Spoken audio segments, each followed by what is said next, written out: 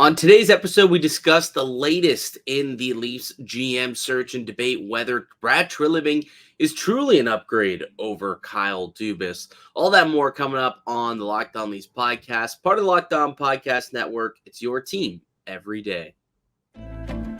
You're Locked On Maple Leafs, your daily podcast on the Toronto Maple Leafs, part of the Locked On Podcast Network. Your team every day.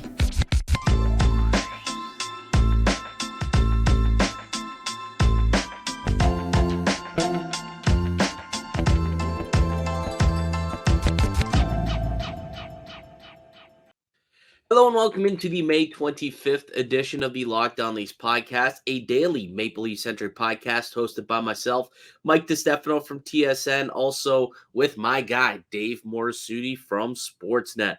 What's going on, Dave? How you doing today? Doing all right. Getting over I don't even call it the hangover. I'm gonna call it like the rat hangover from watching just trying to the disbelief in my eyes to see that the Florida Panthers are off to the Stanley Cup Final. I know. It truly is just like the team of destiny this year. Like if Pittsburgh wins that game against Chicago, their final game, they're not even in this playoffs. Yet here they are. They've gone on the Cinderella run, and now they are in the Stanley Cup Final after beating the Hurricanes 4-3 last night. It was actually like a really good game last night. I thoroughly enjoyed it. I'm curious, like, when you look at the Conn Smythe and you think about who the runner-up should be, I'm somewhat torn because on one hand, yes, it should be Sergei Bobrovsky, 100%. But then you look at what Matt Tkachuk has been able to do throughout these playoffs. Like, talk about the clutch gene with that guy, like the amount of game-winning goals he's had. And again, last night, getting the game-winning goal with time expiring, just somehow has the wherewithal to not panic, makes a move to get around the goalie and make sure he gets it up and in with 4 seconds left in the game to ice it for his team to go up 4-3 and win the game. It was just unbelievable. Just such an amazing move for him to make that. And he's, not too far behind, I would say. Like, Bobrovsky's definitely my front runner at this point, but Tkachuk isn't that far behind. No, he's not. Like, I was thinking about this just watching that game, and I was talking with some colleagues of mine, and just he scores to start the game, and we're just like, of course, like, who else is going to score for the Panthers, right? Who's been doing it all pretty much this entire playoffs, and it has been Matthew Tkachuk.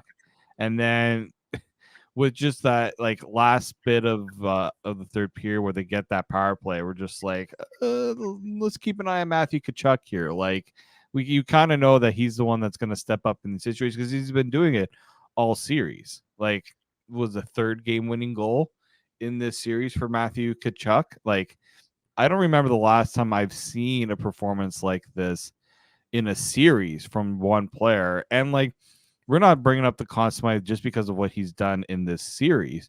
We've done it because of what he's done throughout the playoffs. You think back to the Boston series, what he scored some big goals there. And then against the Leafs, he didn't have his best series, maybe points wise, but he was definitely a factor. That's for sure. Well, game one, we were sitting there shaking in our boots over what that guy was doing. Remember, we were talking about this, like, we got a Tkachuk problem, and hey, kudos to Sheldon Keefe and the Leafs did a pretty good job of keeping him off the board. The problem is that other guy that we talked about, Sergei Bobrovsky, he got into one, and it was impossible to beat that guy. Like, yesterday was the first time in 9 games that a team was able to put 3 past Bob's, but it was 3-3 only, right? Like, that was it. They got to three goals, Carolina did, and Bobrovsky was like, all right, that's it, no more. And Tkachuk ends with 4 seconds left. He's up to 21 points so far through these playoffs. Matt Tkachuk has. So it's pretty incredible. He ended up with 4 goals and an assist in that in that series against Carolina, 3 of which game winners, 2 coming in overtime, the other coming in with 4 seconds left in regulation. So it's just like Matthew to clutch was something I saw trending last night on Twitter. And I mean, yeah, it's so true. And it's now the 4th time in 5 years, Dave, where the Maple Leafs were eliminated by the team that eventually went on to win the Eastern Conference Championship and go off to the Stanley Cup Final. Like, what is it about the Maple Leafs that makes them hockey's version of good luck Chuck? It just doesn't make any sense.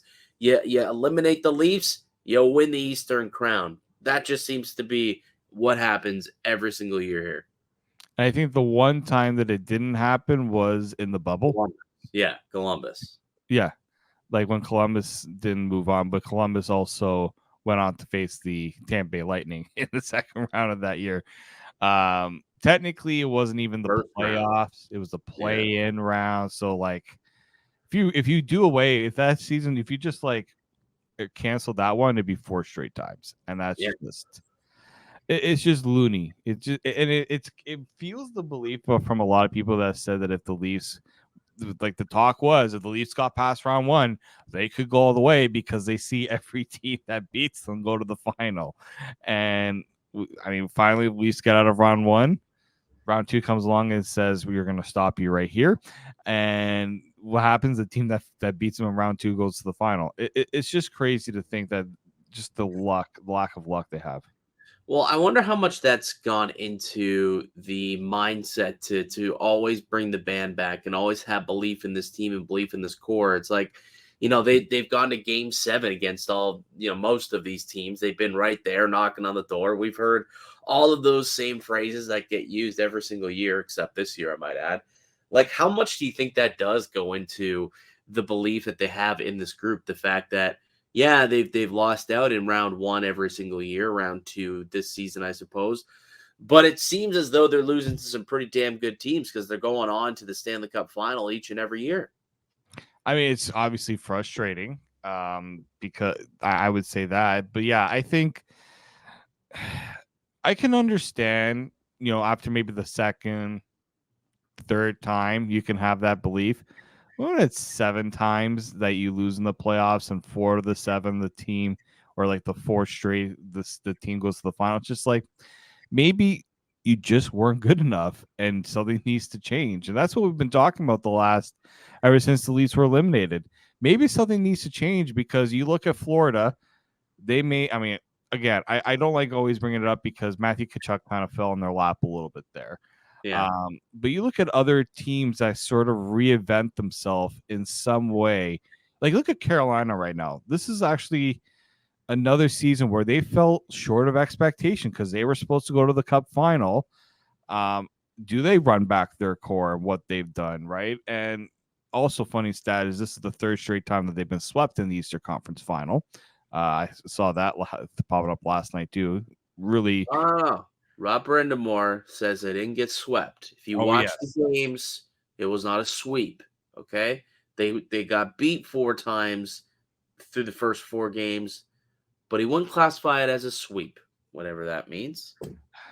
Because the games could have gone either way. Well, they didn't go your way. You lost. Nobody's I understand where Rod's coming from here. Like, they could have easily won the games in overtime, but they didn't. Like, Rod the Bod was sounding very Keefe-like in a lot of these press conferences after games, talking about the amount of chances they had, hit a couple posts. If we had a couple more power plays, like it was very, very Keefe-esque, the way that Rob was speaking about the losses that were piling up against the against the Florida Panthers. I did think it was kind of funny listening to it. But yeah, I mean, hats off and congrats to the Panthers. It just seems as though this is their year, man. Like it took literally a miracle loss by the Pittsburgh Penguins to the Chicago Blackhawks for this team to even get into the playoffs. They basically lucked into it. And before that, it took a run from Alex Lyon. Who the hell even knew who the Lion King was prior to March? And he goes on this amazing run and gets this Leafs team fans into the know Alex playoffs. Line pretty well. Well, I mean, that's where it all started. Technically, Yeah. was that game against Toronto where the Lion King came up huge, and then he went on to win a whole bunch of games, got them into the playoffs, and then game where they say, okay, thank you for coming out. We're gonna go back to Bobrovsky here, and they did. And the first game didn't go well, but since then, this guy's been unbelievable, unfreaking believable. Quite literally like having the greatest stretch of hockey, according to the underlying numbers, than any goaltender has ever had through a 9-game stretch, regular season, playoffs, whatever it be. Like the guy's save percentage heading into last night was like .958. Like it was ridiculous what he'd been doing in the last 8 games here, and now 9 games where he's 8-1 in these games, with the one being a 2-1 loss. Couldn't have got him an extra goal, I guess, is the way you can look at it for Florida. But it's very impressive. Very, very impressive. And whether it's Vegas or Dallas, who they meet in the Cup Final, I mean, the Panthers got a shot, man. They find ways to win. And, we'll see. Vegas has a chance to also get the sweep tonight. We could have both sweeps in the conference finals, which would just be madness. But hey, it could happen. So we'll see tonight. All right, Dave, let's take a quick break. On the other side, there's an update on, both fronts, the Maple Leafs GM front and also the Kyle Dubas front. So we'll get to some of that news on the other side, and we'll decide, is Brad Treliving really an upgrade over Kyle Dubas? We'll discuss all that. But first, a word from our show sponsor. Yep. Today's show is brought to you by Birddogs. It is a product that I am using to start the summertime because not only comfortable for you, but they're very, very versatile, coming in many, many different styles. If you want to wear khakis, they got khakis. You want to wear some shorts for, the meetings or golf, they got that as well. They got so many different styles. So much versatility. You got to go out and try them.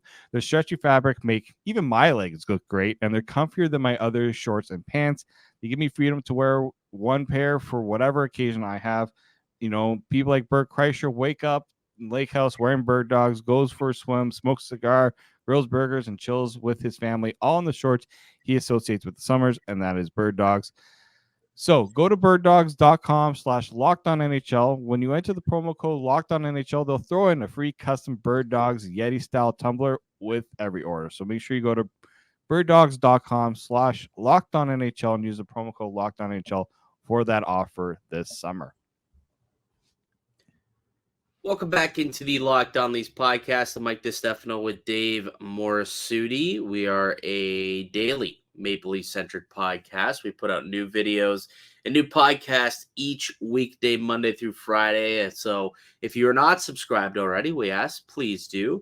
That'd be greatly appreciated. Leave a little thumbs up on the video here for watching on YouTube, and make sure that you come back each and every day for the latest in what's happening in Leafland. And, the latest in Leafland right now when it comes to the general manager search is essentially, this is what I'm getting, Dave. It seems as though Brad Treliving, the general manager position is his to lose. He is in Toronto and is expected to speak with the Maple Leafs as soon as possible here.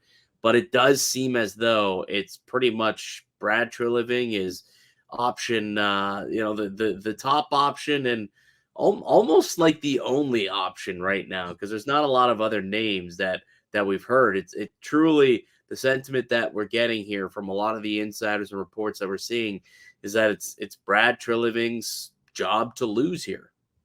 Yeah, we were talking about it in the Discord a little bit when people were seeing that, and it's like quite an extensive search here from the Leafs. Like, we talked about how this was going to be, they were going to have a pretty wide search, try to look at different names. And yeah, we've literally only heard one name being interviewed for the job. And it makes me think of two things. One, like, is this just, he's the one available, he's the one that everyone's connecting the dots to because of the fit? Or is there somebody that the Leafs are looking at and they're just waiting for permission to talk to? Like, no, it doesn't necessarily have to be someone in the in the playoffs right now. It could be somebody that they have to reach out to and talk to. Are you Right. referring to somebody who may or may not be in the Blues organization, Dave? I might be. I even heard. Yeah, Mister. Is this Armstrong? Mr. Armstrong, is this you on the phone here? Oh, we have to talk to your boss first before we can talk to you. I was listening to that. The comments about the Doug Armstrong and why would the Blues owner do this and things like that.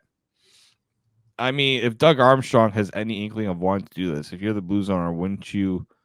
Like he's done. Like I understand you don't want to lose a good GM, but if he has any desire to do it, do you want to be the one that says no? I guess. Yes. Like if I was the owner, yes. I Yes, would. But like if let's say Doug Armstrong goes to me and says, I really want to do this. Like that's a little bit of an awkward conversation to be like, yeah, but no. Well, I mean that's what I would do. Like, why would I? I mean, if I'm St. Louis Blues, I've been very happy with what Doug Armstrong has done for me, and I would like him to continue to man the ship there in St. Louis, especially as they're kind of going through a little bit of a quick retool here. Like they traded away a couple of guys and are looking to try and build going forward and get back onto the onto the playoff scene here. I would prefer to have Doug Armstrong at the helm to do all of that.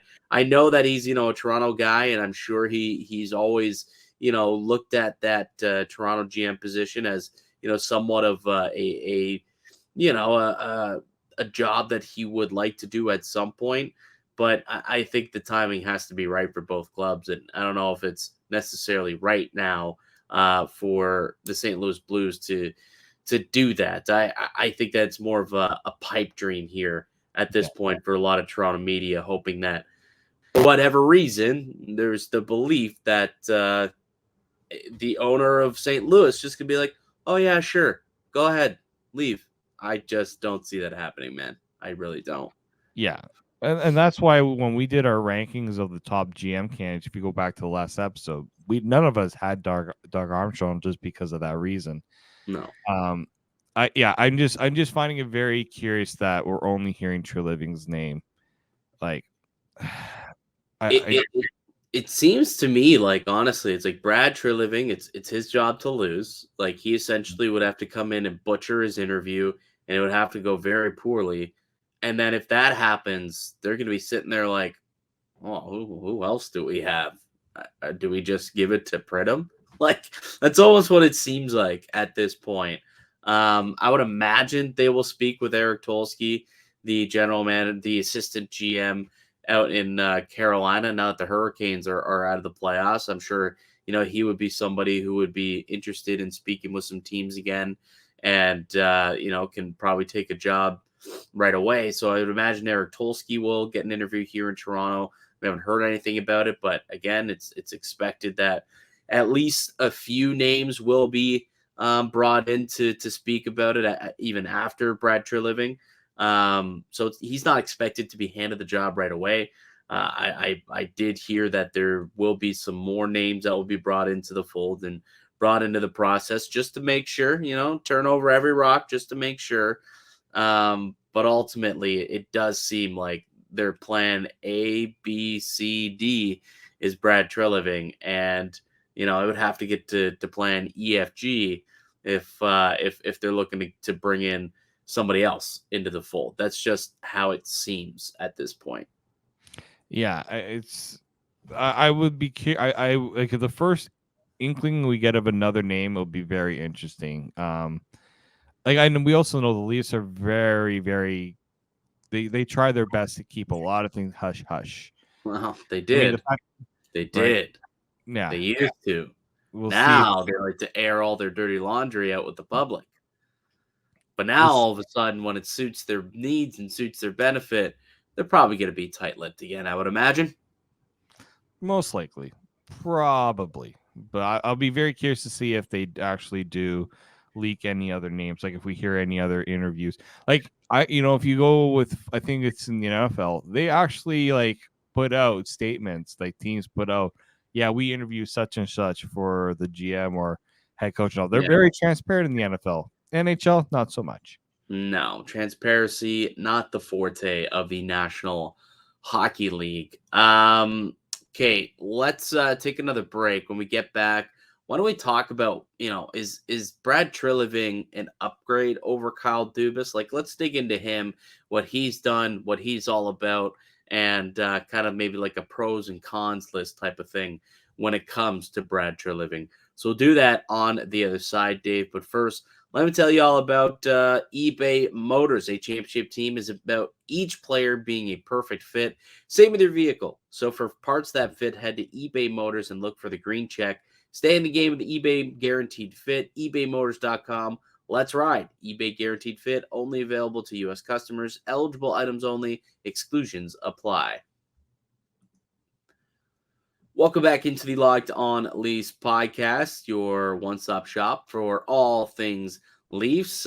We appreciate everyone who has come back and who has continued to listen to the show this far in. And if you are new to the podcast, we appreciate you giving us a go. If you are an everydayer and you know who you are, thank you so much again for joining us. We continue our discussion, our conversation about Brad Treliving, the alleged front runner for the Maple Leafs GM job. And to this point, the only real concrete name we've heard that does have an interview for this GM search here in Toronto. I think that Treliving is going to be in a bit of a tough spot, Dave, because, there's a large section of the fan base who believes that Kyle Dubas did a good job and did not deserve to be let go. A lot of people felt that Kyle Dubas probably should have came back and should have been the man for the job this season, and he's not. Obviously, Brendan Shanahan felt differently about it, and in Shanny's words, it was not performance related. We don't know exactly why this parting of ways happened. We have our speculations, but ultimately, it did happen. And now when Shanny looks forward, I mean, like he has to try and find an upgrade on Dubas. Does he not? Like, how badly is this going to look on Shanahan if he just has a downgrade at the general manager position? Like if they bring in whoever, GMX, and things start to go south. I mean, Shanny's put himself in a tough spot here where he almost has to hit a home run. Well, it speaks to what a lot of people are wondering is like, does Shanahan really think about what the option 2 was, like option 2, 3, 4, 5 after Dubas were going to be, right? Because like when you're making this decision, you're not just making the decision to not bring Kyle Dubas back. You're also making the decision of we're going to bring Kyle Dubas back, not bring Kyle Dubas back, and think of this person or that person. Like, did Shanahan really consider what the fallout was going to be from all this, right? Like who the other options were going to be? And I'm sure he did. Like, I don't think he's sitting there saying, yep, nope, Kyle's not coming back, and then he leaves it at that. He's probably like, Kyle's not coming back. Now let me think about, if I don't bring him back, who are the guys that I foresee that I want to target? Like, I'm sure he had some inkling when he was going through his process of, these are the guys I would like to look at. These are the guys I'm thinking about. I just hope it just wasn't, all right, well, if Kyle's not coming back, at least I can look at this guy, Brad Treliving from Calgary. And then it's I'm thinking of like the meme of Wolverine sitting in his bed with the picture frame, and it's Brad Treliving. Like, I just hope that's not what Shanahan was thinking through all of this. I'm hoping he was thinking, you know what? I think I have a few options I can consider here. Because if you're tying yourself to just one, what if Brad Treliving wasn't even given permission? Because we know that was a possibility too. Like, what were the Leafs going to do in that case as well? Like, that's where kind of I'm at, where you had to have had a decent list of options. And we know that he's also been talking to Gary Bettman about options as well.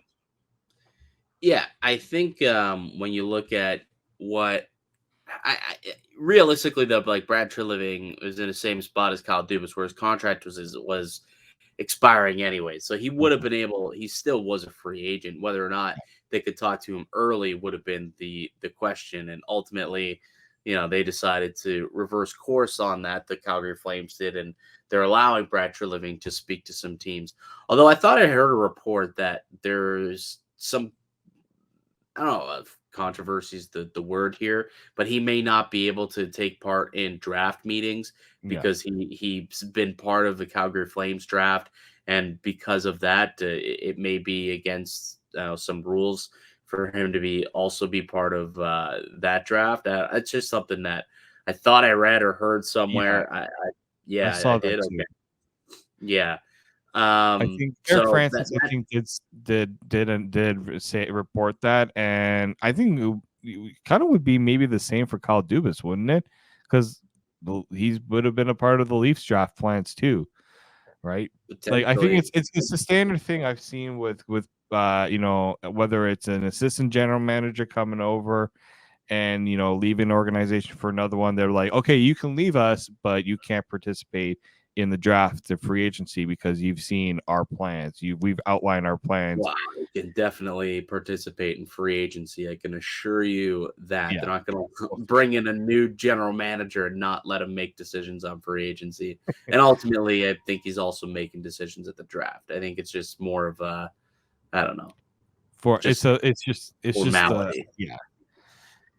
When we look at Brad Treliving, though, Dave, like, to you, is there anything that says, okay, he could be an upgrade on Kyle Dubas? Like, if we pull out a yellow legal pad and we make a pros and cons list on Brad Treliving, what type of qualities would you put in the pros category? Oh man, I would say, like, first and foremost, like, Treliving comes in and he's done the job in a Canadian market. He's dealt with the shark. Like, he's got the experience that the Leafs are looking for. Obviously, he's dealt with the high pressure situation of the market, but he's also going from Calgary to Toronto. And I understand, like, people are talking about what he's done in Calgary, but the appeal of Toronto, I hate to say it for Flames fans, is definitely a lot different than it is in Toronto. Like, you can't compare Calgary and Toronto as a market, because unfortunately Toronto has a lot more to offer for players in a lot of ways. Players are very, they always think about what the facilities are like, what's the play, what's the living like. There's a lot of things that the Leafs have done over the years to make it a desirable place. I understand the media part can be a little bit of a pain, but as a market itself, Toronto is definitely a better market than Calgary, a more desirable market. I think that's probably the word I was looking for there. So I think Treliving would have that benefit going for him, but I think experience is what sets him apart, because he's been doing this for a very long time. Maybe not have the greatest track record of success, but his record isn't terrible. I'll say that. It's just not as great as I would like it to be. I mean, the Flames ultimately, I mean, this year aside, it was a pretty tough way for things to end for them. But on paper, like, it's a pretty well built squad that he's put together. Like, it's not as though we're talking about Jim Benning here, who is another name who has shown up as not a favorite, but he's not a long shot on some of these betting websites when they're looking at new Leafs GMs. Like, he did a pretty good job in Calgary. For me, experience clearly is a big factor, and it's something that Brendan Shanahan did stress at his press conference, was that it would be an attractive asset and quality to have someone with experience. We've heard that they're looking for someone with bite, still looking for someone to define what bite is in terms of a general manager. But for me, I think what that means is, like, someone who's bold and isn't afraid to make a move here. And that's where I think maybe the biggest quality and asset and the sparkle on Brad Treliving is that he has shown the ability to make a big, bold move. I mean, you look at what he did last summer, trading away Matt Tkachuk, but bringing in 3 big pieces: Jonathan Huberdeau, Mackenzie Weegar, first round pick, and also got a prospect as well. I mean, sure, it worked out much better for Florida. Ultimately, clearly, they're in the Cup final. But think back to what you were saying about that trade and how much you were praising Brad Treliving for getting himself out of that sticky situation where Goudreau up and leaves, and then you got your other star player sitting there saying, yeah, I don't know if I want to be here either. Here's a list of teams that I'd like to sign with. Why don't you try and trade me? And, I'll do a sign and trade and get as much as you can. And ultimately, he did that. He made the big, bold trade, a blockbuster trade with his superstar, Matt Tkachuk. And if the Maple Leafs are looking to do something similar, which I believe they should be, there's somewhat of a conflicting report out there that Shanahan has led the Stars to believe that he wants to run it back. I'm not as certain that that's a sure thing as it is maybe a suggestion. But if they do make a deal and they do move off from one of these core four players, Brad Treliving has experience and has made that bold move before and knows how to kind of get it done. Because it's not like it took him a while either, right? Like that was done within a week of Goudreau leaving and a week of Tkachuk saying, I'm not going to sign here long term. Here's a list of teams that I go to. See if you can figure something out. Didn't take that long.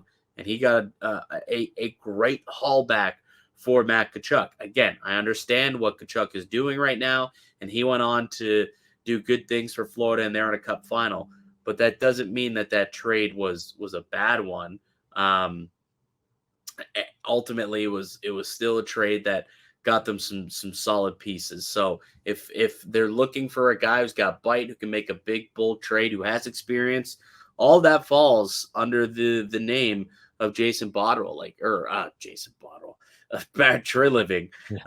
It's 9 years he spent as a general manager in Calgary, and he's been an AGM before that. He's been an AGM or a general manager in the AHL/NHL. He has managerial experience since 2002, actually. Since 2002, he's been an AGM or a GM. Started out in the Phoenix system out in Arizona, and then obviously got the job in Calgary back in 14-15 and has been the GM there ever since, and before finally stepping away this past season. So, there's some pros there, obviously, to bringing in Brad Treliving, but there's a couple cons too, I would say. Dave, what's something that kind of worries you about Brad Treliving? His track record with coaching hires hasn't exactly been the greatest, right? Yeah. Like his most recent hire, Daryl Sutter, didn't last long because the team was just like, we don't like him. Like the players are like, we're not coming back if Daryl Sutter is still the coach. So like, and he's the one that hired Bill Peters during that saga where, there were some issues with what he has done in the past, and they had to, there was that whole sticky situation where he resigned, but the Flames were pretty much forced to kind of get rid of him. Jeff Ward, that didn't go. I mean, it went okay, but it didn't go the way they planned it. Glenn Gulletson, I remember that one was being a disaster. But like the Flames have had some, like they've had quite a few coaches during the Brad Treliving time. I think he had, five or six coaches during his period as a Flames GM. Yeah, I mean the Brad Peters or the Peters thing was Bill Peters thing was not necessarily his, because I don't recall Bill Peters and that whole situation, because that was the Kemalu thing, right? Yeah, it happened before he got to Calgary. Like it didn't happen while he was in Calgary, but it's something that when you're doing a head coaching search and you're like checking on guys, you want to make sure there's no skeletons in the closet. And that was something that came about that you kind of would have liked to have figured out before. Sure. You don't have to do that. But yeah, at the same time, I will say about the head coaching thing, he did hire two coaches that had won the Jack Adams, which was Daryl Sutter and Bob Hartley. Right, and I was just about to say that. I was like, it didn't go well for Daryl this year, but if I'm not mistaken, he Yeah, did also win Coach of the Year last season. he So, did. you So know, the coaching is so finicky. I think we know that oh so well. But certainly that is something that that does get looked at when you're looking at Brad Treliving's track record as a general manager. Something else that I think that we can't, quite overlook is the fact that Toronto's in a situation where they need to bring back a couple of superstars in Austin Matthews and William Nylander, and they're all going into their final year of their contract. And this is the guy who's going to have to negotiate those deals, I guess, to retain them and extend them. I don't know if you recall what happened last time. They had two core pieces out in Calgary who are going into their final year of their contracts, but he let one walk in Johnny Gaudreau, could not get him extended, let him walk to Columbus for less money. And then obviously the Tkachuk situation, he didn't want to come back either, couldn't convince him to stay, so he had to make a trade and move on from him. And I think that's the one thing that has kind of crept up as somewhat of a concern. Like, what's this guy like? How is he as a salesman? Like, if he couldn't sell Goudreau and he couldn't sell Kachuk on staying, is he going to be able to sell Matthews and Marner and Nylander on staying in Toronto, or whoever of these core members end up sticking around? Like, can he sell them that they can get this thing done? Because there's a little bit of a history of, star players leaving. Again, big difference, though, between Calgary, Alberta, and Toronto, Ontario. I don't think we can state that enough, but it just is part of the track record of Brad Treliving that he's kind of let some guys walk in the past that were considered core pieces for his club. yeah, no, and that's always something that people are going to bring to. I mean, the Kachuk one, the thing that they didn't do was they didn't give him the commitment right away. I remember, if you remember, they made him do a bridge deal, and that basically led to that situation where he's like, well, now I want to go somewhere else, right? Well, I mean, Toronto, technically, Matthews is in the same boat. Yeah. Well, I mean, Matthews didn't get a bridge deal per se, but I think what I will say about it is Treliving has been through it, and he probably doesn't want to deal with that again, right? He probably learned his lesson in a way where, you know what, I got some guys here that, and look, I guarantee Brendan Shannon's just like, we want these guys to stay, figure out a way to get it done, right? Like, I think that's going to probably be the mandate there in a lot of ways. So I think truly, like, if you're Brad Treliving, you're not going to try to nickel and dime Austin Matthews that much. Like, if there's any way that you're going to try to fix it, yeah, you don't. Some players are going to be like, oh, we're going to make sure we take advantage of the new situation. I think that's probably what the agents are going to do, not so much the players. The agents, that's their job. So yeah, it's not an easy situation for Brad to walk into, but I also think, you know what, he's in a position where he's experienced it and he knows probably what he would do differently the second go around, and he'll have a second. If it happens, he'll have a second chance at it. And the other thing here, Dave, he's never gotten out of the second round either. Like, that is true. Neither he or Kyle Dubas have proven to build a team that can get out of the second round.